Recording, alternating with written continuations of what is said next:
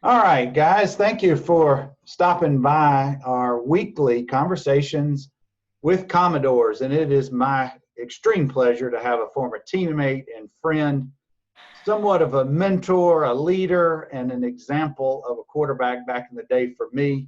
Number 15, John Gromos. How you doing, Johnny? Doing well, Bernard. Thanks for having me. I've enjoyed watching some of the other episodes that you've done here, and am proud to be invited to be with you tonight. Well, I appreciate you making some time, and I wish we were live tonight, but Zoom is doing its thing. But you and I are going to have a good conversation, and we'll let everybody see it later on.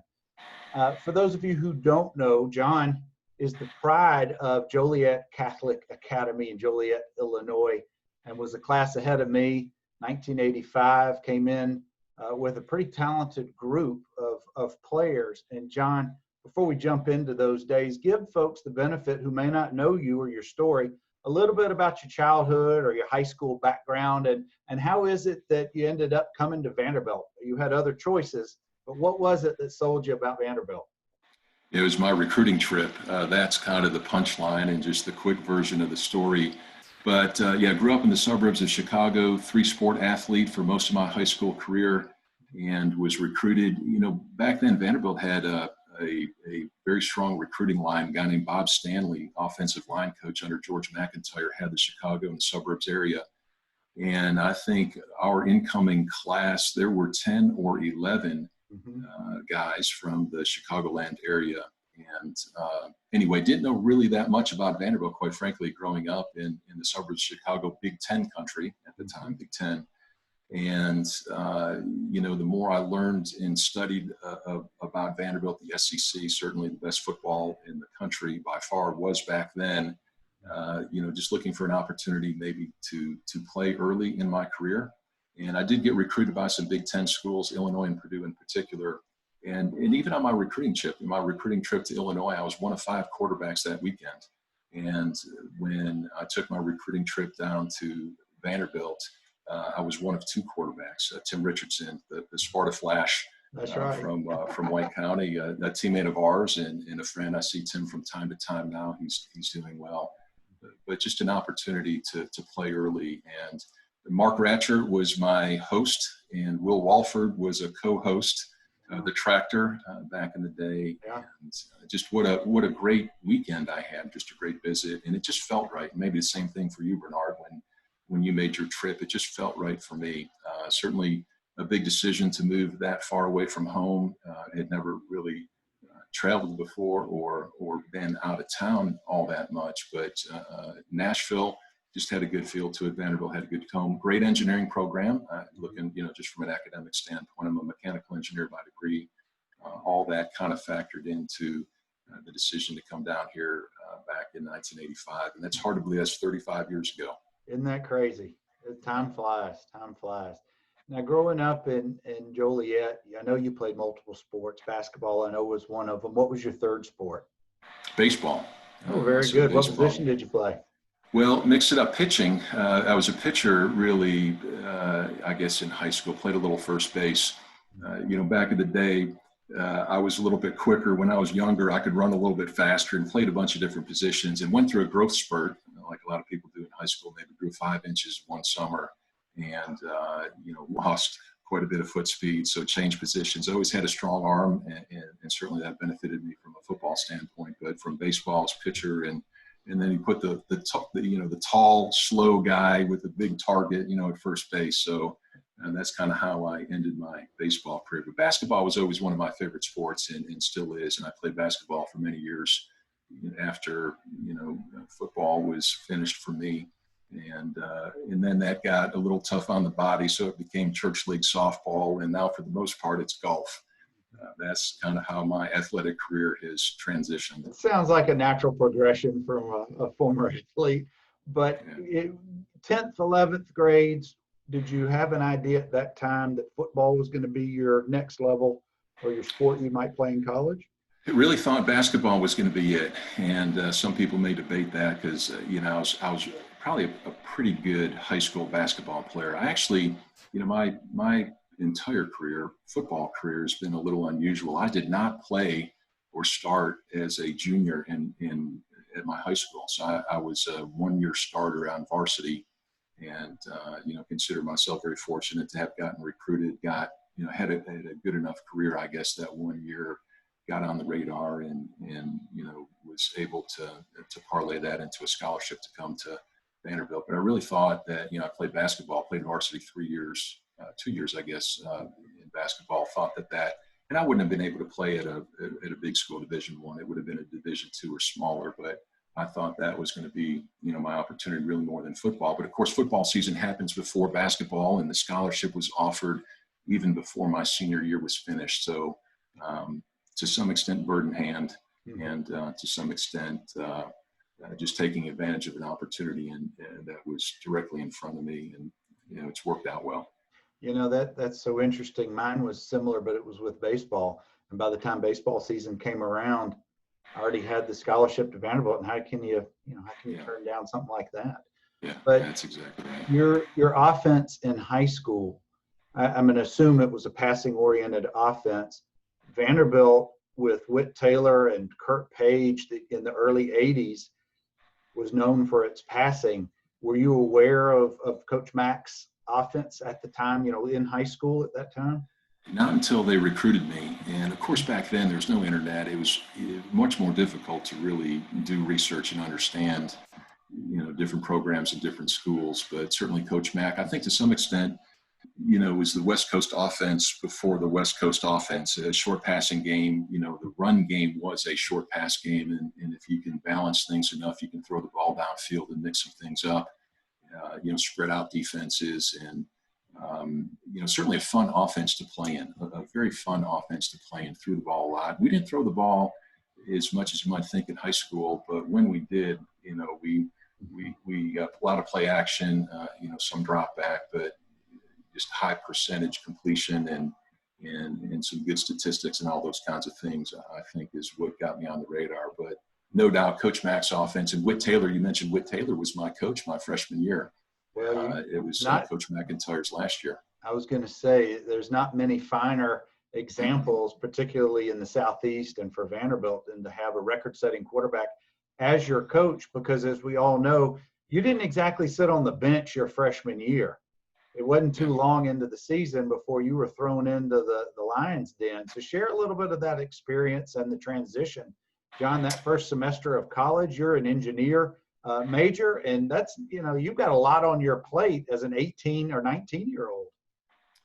And frankly, thinking redshirt, especially a quarterback in that situation, thinking redshirt, just put my time in the weight room, learn the offense, just to get accustomed to college life, all those kinds of things. And Mark Ratcher was a starting quarterback that year, and we won our opener against Chattanooga.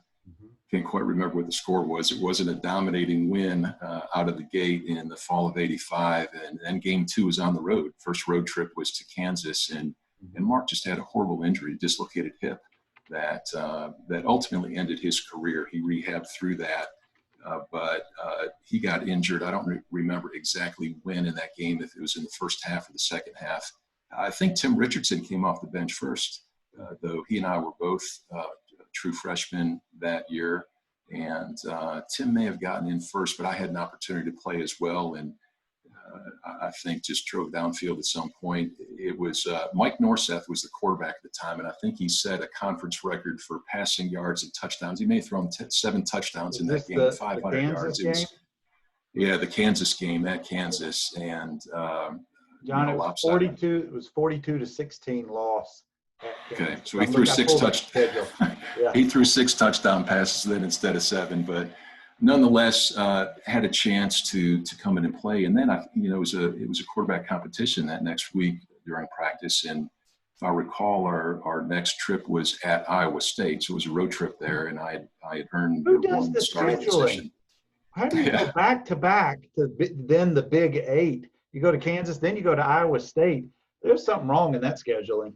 Yeah, and we got beat at Iowa State through my first pick 6. There's certain things, Bernard, you and I talked just very quickly before this. I can't remember what happened 3 months ago in many cases, but I can remember some very specific details about certain things like you can.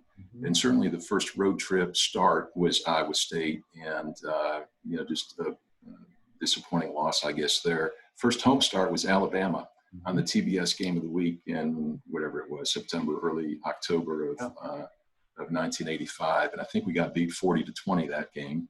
Your memory's better than you think it is. That's what the score was. Yeah. So but then you get your first win at Tulane the next week. That's right. And what a neat trip that was. Certainly hadn't been to New Orleans before. To play in the Superdome was a pretty neat experience, and have fond memories of some of those trips. We did have some pretty cool trips, but yeah, that was a good win down at Tulane. I think we tied at some point. I can't remember. It was the next game. We hosted Georgia, and of course back then they didn't have overtime, so we tied 13-13 in that game. So we finished 3-7-1 that season. Beat Kentucky, I guess, was the last win. Chattanooga, Tulane, and Kentucky. I do remember that. We tied Georgia.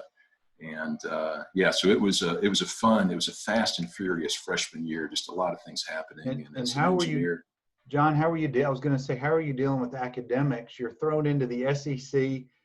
You're starting or playing a lot toward most of the end of that year, and you've got not exactly basket weaving underwater type classes. I know you're always an academic kind of guy, but that's a tough task. It was, but you just figure it out. You just have to be disciplined with time, and practices and weightlifting and meetings just consume so much. You do training table, all those kinds of things. Just the discipline of getting your homework done, your studies done, and just trying to stay focused and enjoy. One of the funnest times of life is just the college experience. So figured it out, Bernie, like we all did, just figured it out, had fun along the way, but kept up enough with studies to make it through. You get through the first fall, you're going into spring. It's now Ratcher's still on the roster. You've got Tim Richardson, Smuggs is there, Tom Gray's there. And I mean, that's 5 or 6 guys right there.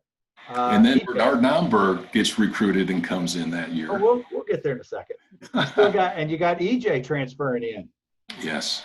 Yeah. Everybody knows Eric Jones, and yeah. We'll talk about him in just a minute. But then Coach Mack leaves, and you got a whole new coaching staff. You got Watson Brown, who you may not have even heard of. Maybe you knew he was quarterback back in the 60s and was the OC for a little while in the 80s.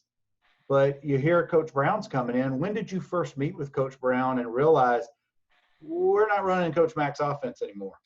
Yeah, it was sometime that spring of freshman year, because Coach Mack had been let go at that point, and just really a tough time in some ways, because Coach Brown came in and said, "Hey, we're going to run the option.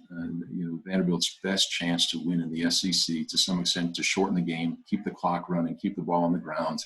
Not a pass-oriented offense, which was different than anything that he had done before. His legacy was that short passing game and in a fun offense, kind of run and gun kind of stuff, but certainly switched things up. And, I was trying to think back how seriously I considered transferring, because I never would have been recruited by Vanderbilt if Coach Brown was the coach at the time. There's no way anybody would have recruited me to run the option.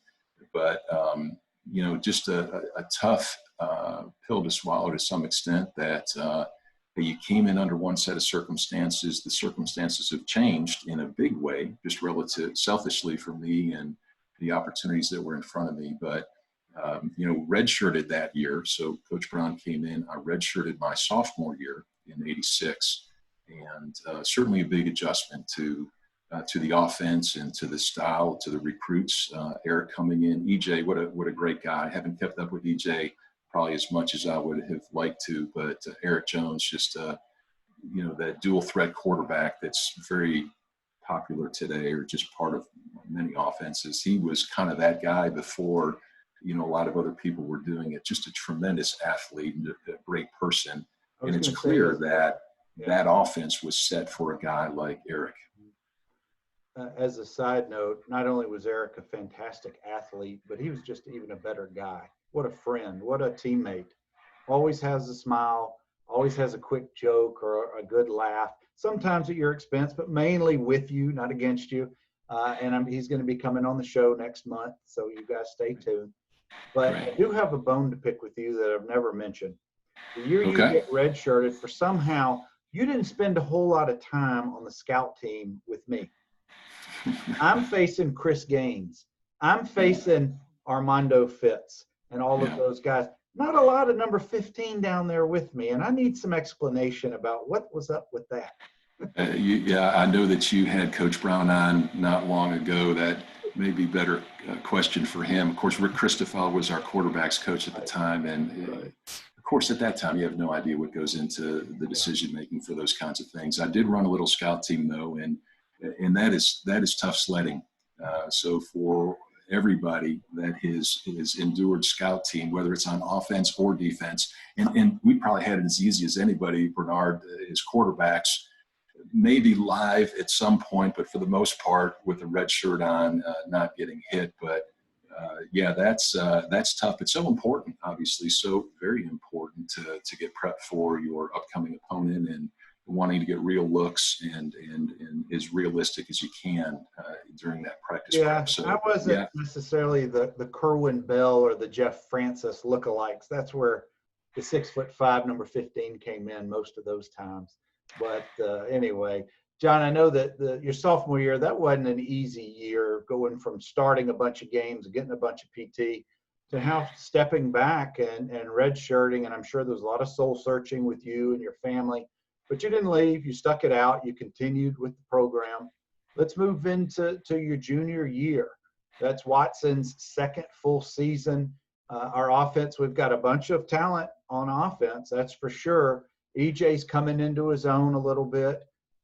Take us through, not necessarily a lot of on the field. We all know what the scores and those things, but really the what people don't know is what they don't see. If they don't follow the program or you're not part of a family member, you really don't know what goes on in the mind of a 19 or 20-year-old college athlete, particularly D1 SEC level. So kind of take us back, if you can recall, how'd you deal with that? You're now competing for a position because you're not redshirted anymore. You're going into your third year, which is your redshirt sophomore year. Yeah, and at that point, it was clear that while there may have been a quarterback competition, EJ was the guy. Eric was the guy that was going to set that. So the mindset changes completely to where, nobody's guaranteed to play every play.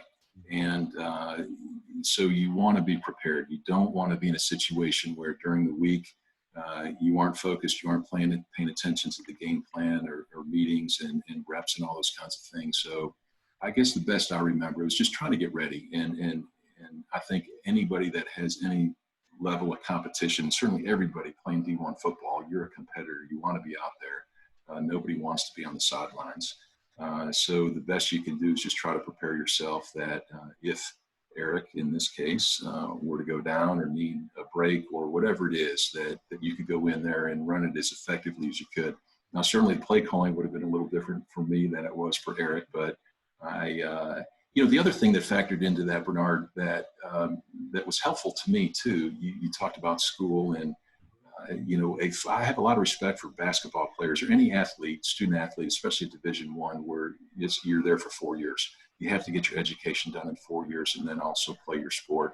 Football, most of the time, not 100%, you have a redshirt year, so you're able to, if you want to, stretch out 4 years of academics to 5 years. And I do recall in '86, the year I did redshirt, just went to 12 hours in the fall semester, and then 15 or whatever it was in the spring, and then made up the rest of it in summer school. And I think you were there most of the time during summer school. So it was year-round school, year-round practice and conditioning and all those kinds of things with Brad Bates and all the fun that we had with him and in that program at that time.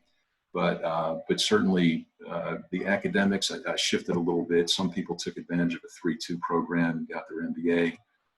In hindsight, maybe I wish I would have done that, but at the end of the day, I think things have worked out okay, but was able to manage that, I think, pretty well through those falls and just trying to get ready to play. Well, what was, staying off the field still, John, for a minute, what was fun for you? What was, as you look back, not on the field, and we're going to get to your senior year when you played and started, and there's some great memories from games there.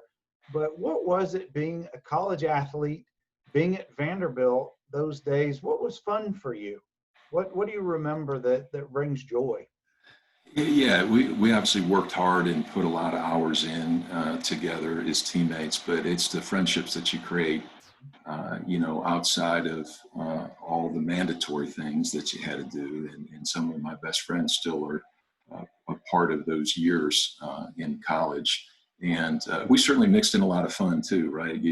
Whether it's blowing off steam or you just can't be so intense all the time. You got to mix in a little bit of fun. And Smitty and Slaw Dog, and we can go down a long list. Dino, we had a lot of fun with Dino. The steroid parties, you talk about the steroid stuff and the steroid parties. I heard Boo Mitchell, I don't know when he was on, but he talked about the steroid parties too. And those are fun times. Those are fun things to look back on, both the on-campus things. I think about basketball. We were there at a great time, Bernard. Just think about our basketball program with Booker and Goheen and Cornette and Drought came in, and Will Perdue was there. So there's so many other things. Baseball, spring baseball was a lot of fun. We'd have our spring practices and then go hang out in the upper parking lot in right field and watch the games. There's just a lot of fun memories. Rites of Spring. I can go on and on and on about some of those great experiences and the friendships. Remember the Chili Peppers, Red Hot Chili Peppers played Rites of Spring in '89. Yep, Bo Diddley was there one year. We were fortunate to catch a lot of really fun things. But could you imagine going into college that one of your best buddies would be a defensive back from Clark Central High School in in Athens, Georgia, Slaw Dog? Now I could see, John, where your blindside left tackle is 6'9". He's from Chicago, has the heart of a lion, but he's a real teddy bear of a guy off the field. I could see where Smitty would be one of your buddies, but Slaw Dog doesn't fit that mold in my mind. Well, so Greg Smith remains one of my best friends. See him and talk to him regularly. So Scott Penny and I were roommates freshman year in Branscombe, Quad, Stapleton. I think it was Stapleton. And Slaw Dog and Smitty were roommates directly next door to us. So Smitty was a friend early, and Slaw Dog was too. I was number 15. Slaw Dog was 14. So when you had a line up and pictures and all that kind of stuff, but Slaw Dog remains a good friend. He still lives down in the Athens area, and I had the opportunity to do the radio broadcast for many years, and got to see Steve and his wife Elizabeth and their kids on a regular basis whenever we played down at Georgia, which was always my favorite place to play in the SEC. Between the hedges, game day down there was always a lot of fun. Yeah, I have a daughter who's a senior undergraduate right now, as you may know, at Georgia, and I've gone to a couple of games with her, and they're not quite what I'm used to at Alabama or at Vanderbilt games, but I'm getting used to the Georgia games. I still can't bring myself to doing any of their chants, but I'll root secretly for Emily to enjoy her time over there. But it's not as much on the field as it is off the field memories that carry you for not just the 4 or 5 years you're there, but it's the next 40 to 50 years. And you mentioning some of those guys from your recruiting class and some from my class, like Donardi, those guys they still bring a smile to your face, even when you just think of their image or just anything about them. Wally Hubert, John Newman, I could go on in my class. They're still good buddies of mine. Yeah, Mark Johnson, Steve Meads is still in town, Doug Bradley. There's a bunch of guys that I get to see pretty regularly. Brent Turner's, very, very good friend here in Nashville. Daryl Holt, I see Steve Wade. There's some guys, and the great thing about it too, I mentioned Will Walford earlier, Goo Baby, some of the guys that were upperclassmen or juniors and seniors when I was a freshman that are gone. Kermit Sykes, Don Anderson, you heard passed away not long ago. I did. Sad that we lost another teammate. Let's see, Eric Snyder, Mark Herman. There's just a bunch of guys I still see in Nashville on a pretty regular basis. And then Slaw Dog on the road, Smitty. Still get to see Brad Bates from time to time, which is a lot of fun. And John Norwig, stay connected with him. He's still up with the Steelers, and there's just so many people that have gone on to go do, a bunch of other wonderful things, and it's pretty neat. It is, and it's just being teammates, whether you're in high school sports or college sports or those who are fortunate to play in the pros. You just have that bond, and you're so eloquently talking about so many people. You've just named off 20 or 25 guys that just off the tip of your tongue who are still in touch with. John, let's go back on the field. Let's go to your senior year, which happened to be my senior year as well in '89. Yeah. And what changed? What happened in the spring going in to your senior year? You know, ultimately become the starter. What kind of offense? What was it that you and Watson clicked? Take us through that time period. Well, you know, as I recall, this is 31 years ago now. You know, of course, you were there, Bernard, Mike Healy, Marcus Wilson. Eric was gone at that point. Yeah. And when it comes to competition and who is the best quarterback option for us to win, every coach has got to go through that evaluation every year. I think you guys were younger, and maybe Coach Brown didn't feel ready to play at that point. And even though I hadn't played really in 3 years, you know, going back to my true freshman year, I think he felt the best chance we had was to put a fifth-year senior into play. So we switched offenses completely, as you recall, went back to a passing game, which is very difficult to do, especially when you're recruiting some smaller linemen, nimble, faster guys. You're focused more on running backs maybe than receivers, or you want good blocking receivers in a option type offense. So very difficult transition to make in a very short period of time. Spring, I recall, was pretty tough, changing the offense, really just changing the offense in whole. And that had its impact. We didn't make that adjustment very well. And from, you know, a production standpoint, not where it needed to be. So a tough senior year when it comes to wins and losses, still character building, you know, in some regards, still a lot of fun. I think we competed every game, got outmanned in some games and just weren't able to pull things together. But big gear shift going into that senior year, my fifth year. Yeah. One donut, Mike Healy and Marcus Wilson, I think both got a little bit of playing time the previous season. I know Mike did. I don't remember if Marcus did. I know I was being held out to strictly hold for extra points and field goals. My hands were too valuable to get under center. We all know that story. But there had to have been a little bit of, I'm not going to call it satisfaction, but because you're never satisfied as an athlete, a competitor, but it had to have given you a pretty good feeling at the time that you had regained your starting position. You're an SEC quarterback. Ultimately, it led to you being drafted into the NFL, to the Seahawks. And I distinctly remember most of our games that year. I remember watching you in the blue-gray game down in Montgomery. I want to say you roomed with Neil O'Donnell from Maryland, if I remember correctly. Yeah, that's right. Tell you, the stuff you remember. I also remember Brad Gaines 2 years before that, because I used to go to the blue-gray game in Montgomery every Christmas because it's an hour from my house growing up. Brad is the defensive MVP, holds up the big trophy, and the whole thing falls apart in his hands. It just, you know, that was just Chris. But you know, anyway. that blue-gray game was a lot of fun. Neil O'Donnell was my roommate and the other quarterback on our team. Shannon Sharp was our one of our receivers, and I've lost touch with him. Neil still lives in Nashville, so I see him from time to time. And Ricky Kroll was one of the receivers as well. I forgot about him. Can't quite remember all the other folks, but you really got a feel for just some of the great talent across the country, and to play in that all-star game was a fun way to cap what was otherwise a very tough senior year, and more downs than ups.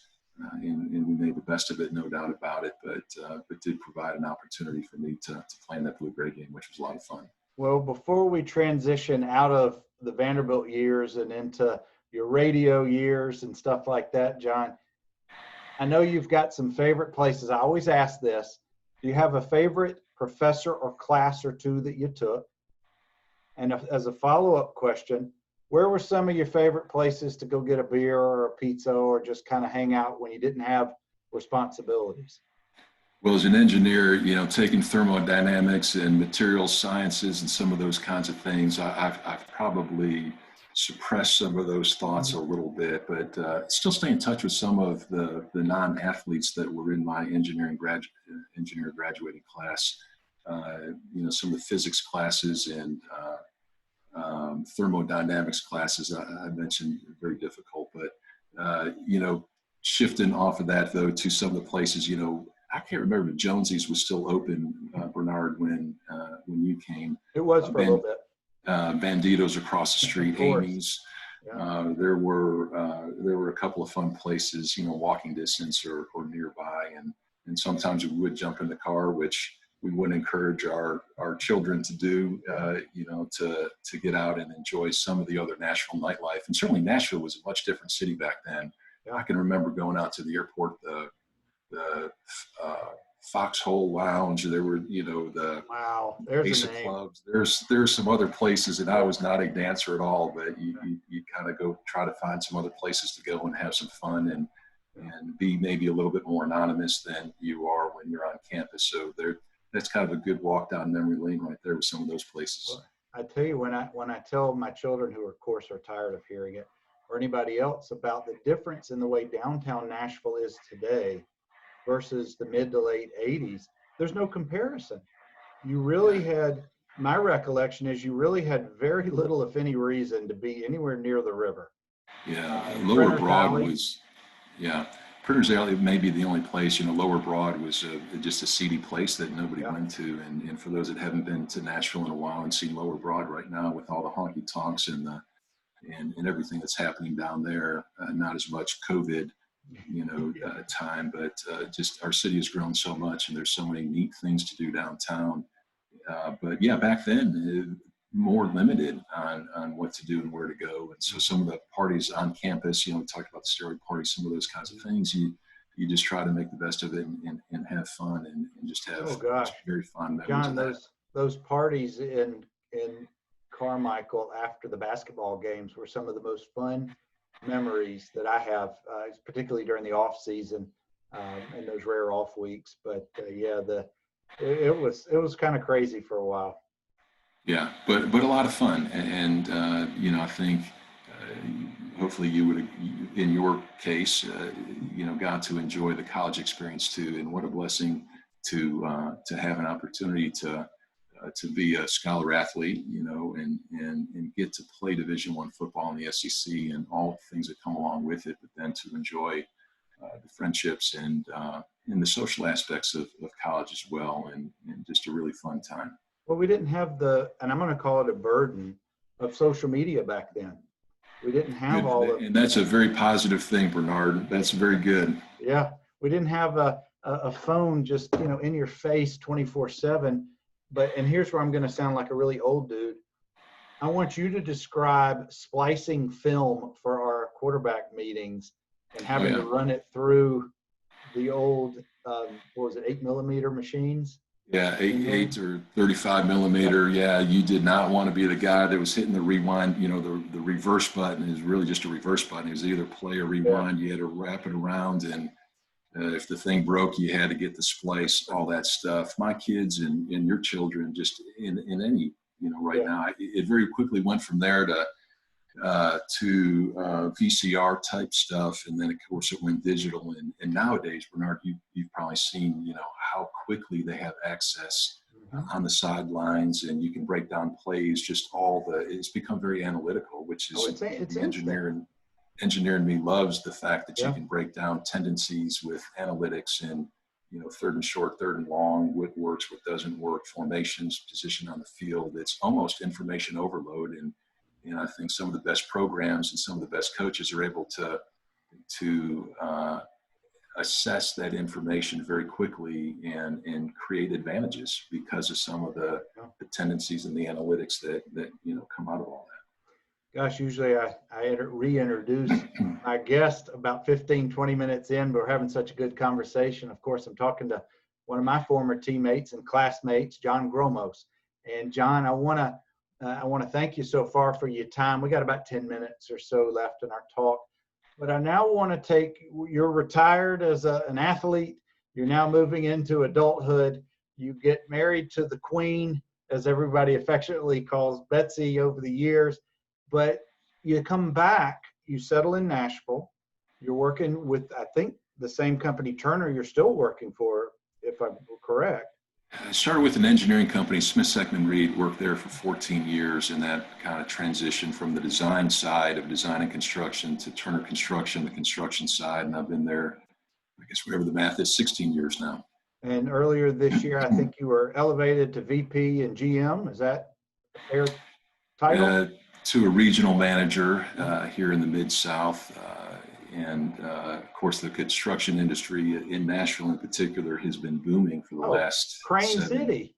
10 years. And COVID has put a little damper on that. So our challenges are different today than they have been before, but have enjoyed very much the opportunities that I've had with Turner and the people I've met there. Well, John, I was going to say, I was just there in December, and the volume of cranes in the air is just astronomical. It just is remarkable. I think 2 years ago, there were more cranes in maybe it was even for a longer period of time than in New York City, which is where Turner's headquartered. And I get up there on a semi-regular basis, and to see the growth in our city compared to many other large cities. Nashville's by no means one of the larger cities in the country, but the growth that we've experienced was on par with any other major city in the country for a period of time. Just look at the hotel prices on football weekends. My gosh. Anyway, John, I know you sat beside Joe Fisher for 15, 16 years or however long it was, calling the games on the radio. Take us inside that booth. What led you to becoming that? I don't remember, you did color or commentary? You did commentary, didn't you? I did color commentary. The quick story there, the very, very quick story, I had no interest or knowledge that there was an opportunity, but in the prior to the 1985 season, which was Rod Dowhauer's first year, there's all kinds of transitionings going on. Jerry DiNardo had left, and I guess maybe it was a time to change the broadcast team up in the booth. Got a call out of the blue. Tom Stevens, who I don't remember exactly what company he was even with at the time, said, "Hey, Gromos, we'd like to change the talent in the booth, and you played recently. You're here as a quarterback. We feel you could maybe add some analysis. Would you be interested in it?" And I said, "Tom, who's a good friend to this day, I have no experience doing this. I don't know. I'm glad to talk to you about it." So I had a coffee meeting with him at a Cracker Barrel, and said, "Hey, we're going to talk to a handful of other people. Just hang tight." And then he called me actually later that day and said, we want you to do the job. We want you to do the gig. So George Plaster was the play-by-play person at that point. Keith Alberstadt was the sideline person, who's now internationally famous comedian, Keith Alberstadt, who we see from time to time. But did 3 years in the booth with George. Willie Donick was our sidelines guy at one point, who's now the voice of the NHL Nashville Predators. And then Joe Fisher actually came my third. I did 3 years with George, and then Joe came in. Joe's been a good friend for a long time. We were actually neighbors, literally side-by-side neighbors, when he was replacing George Plaster. We're probably the only play-by-play color commentator team in the country that were physically next door neighbors, so that made it easy. And carpool together probably to work. Yeah, a lot of fun. And Kevin Ingram was the sidelines guy for a while. Mitch Light was the sidelines person at the end, and after 20 years in the booth, just decided it was time to pass along the microphone and let somebody else have those opportunities.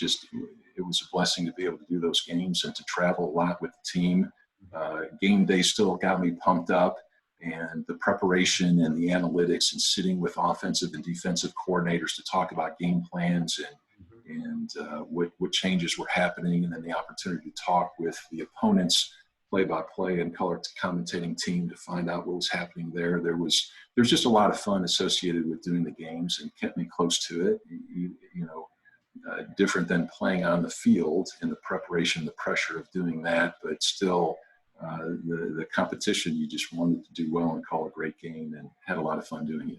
Well, on a personal note, I've always enjoyed listening to sports on the radio, but having you in my ear for many years, I've got to tell you, even though the scores may not have worked out for us, I have always enjoyed listening to your commentary. So thank you for doing that all those years. Well, you're kind to say it, and there were some tough games when, when you're up big, it's a little more fun. When you're up 5 or 6 touchdowns, when you're down 5 or 6 touchdowns, very difficult You know that you're representing your school and that you don't want to be too big of a homer, but you want people that are just listening in to know whose team you are broadcasting for. But yeah, some of those games were difficult, but that's when, you have friends in the booth with you. Bob Horner was on the engineering board, making us sound good for many, many years, and became a good friend. Certainly Todd Berry was our statistician for our home games, and it was just a lot of fun. So you make the best of it and you try to call a good game and hope that people enjoy listening to it. Well, John, as we go almost finished here, I want to put you in the hypothetical booth. Your color commentary for the Alabama Vanderbilt game in the fall of '89 at home in the rain, and you're quarterbacking on the field, but you're also in this hypothetical world. Take us to that game. And for those of you who don't know, let me set the stage just a little bit. Alabama was highly ranked, as they always were. It was storming. I mean, it was nasty. Had to have been 3-4 inches of rain, even during the game. So on national TV, if I remember correctly, John's the starting quarterback. It's early in the year. It's probably the September sometime. Take us to that game, John. There was, I don't know what hurricane or tropical storm came up through the Gulf and made its way up to Middle Tennessee, but it rained, cats and dogs, as they say, right? It had to rain 2 inches during that game. And, I do remember at some point the ball boys, the managers, the officials are like, look, there's no sense in us trying to dry these balls off. The towels are wet. Every ball we had gone through, as they soak up the rain, they were heavy. The balls were heavy. But our game plan in that game in particular was to throw the ball. So despite the conditions, threw a bunch of passes. Alabama at one point was rushing 2 and dropping 9 in defense. So if I were in the booth, I'd say, I'm not sure what Vanderbilt is doing throwing the ball in these conditions, and I'm not sure what Alabama is doing rushing 2.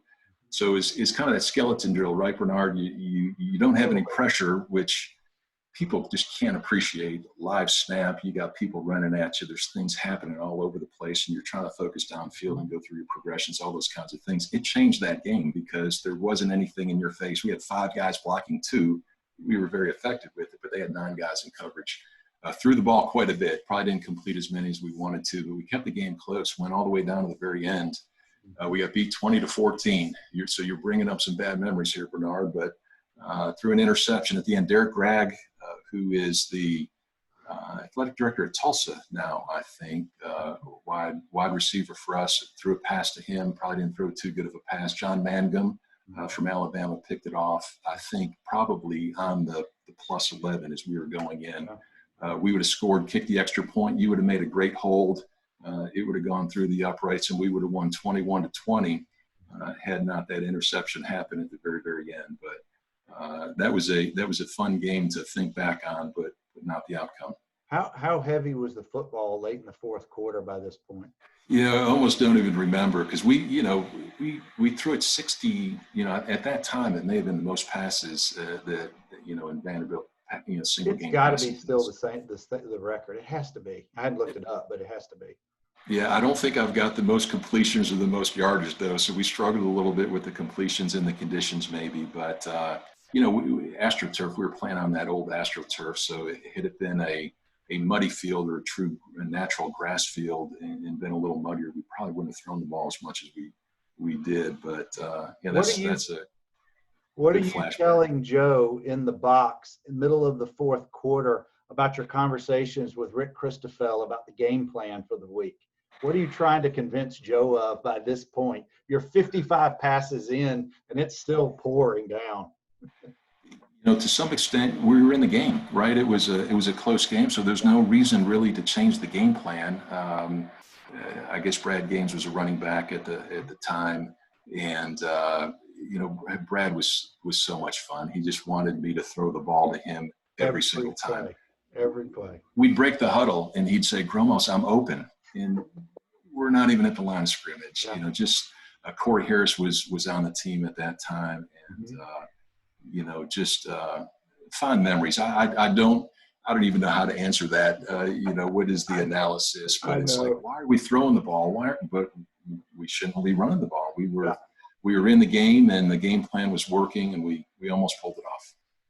Well, John, I'm remiss. I have to ask you. Thank you for taking us through that game.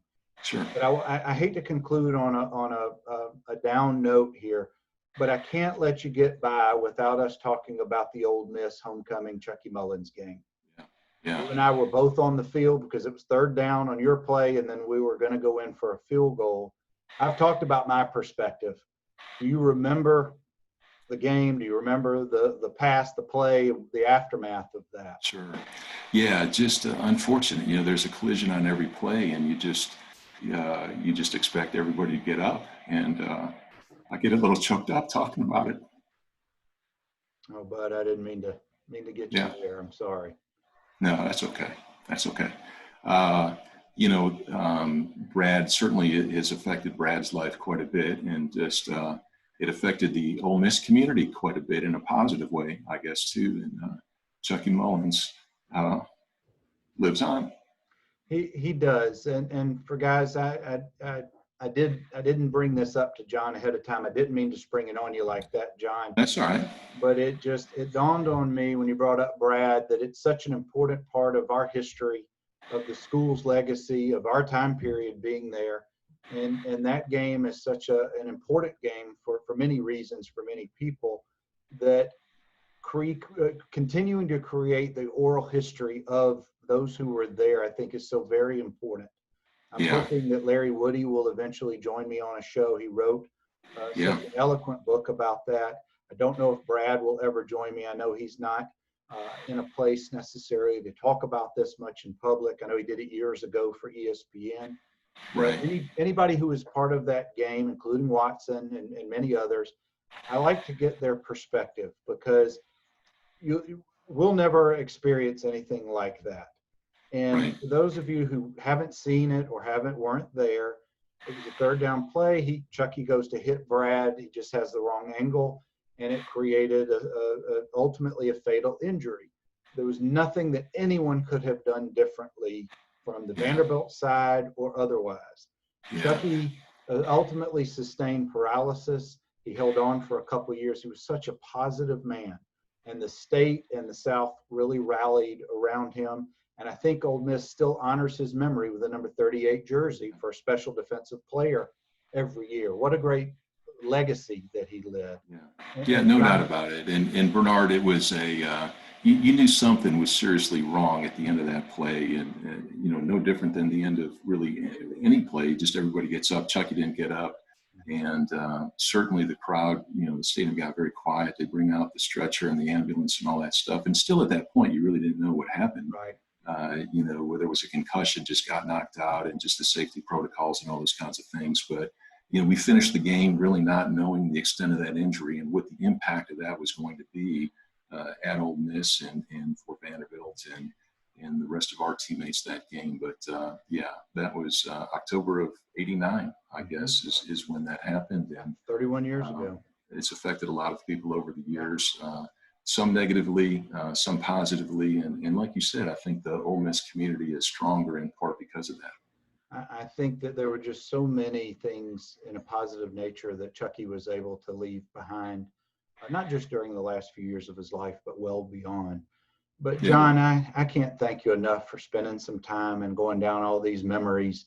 You've always been a dear friend to me. You've always been very kind and a good friend and a mentor and a leader, and have always set the example for not just for me, but for many and those who've been around you over the years.